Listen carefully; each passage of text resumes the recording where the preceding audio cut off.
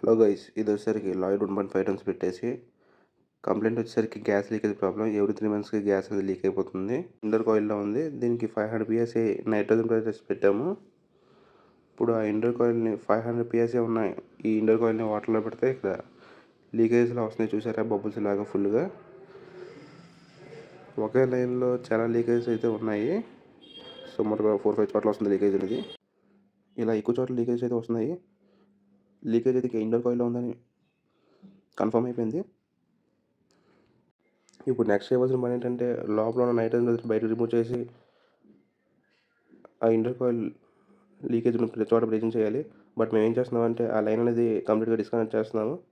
ఎందుకంటే ఎక్కువ చోట్ల లీక్స్ ఉన్నాయి కాబట్టి.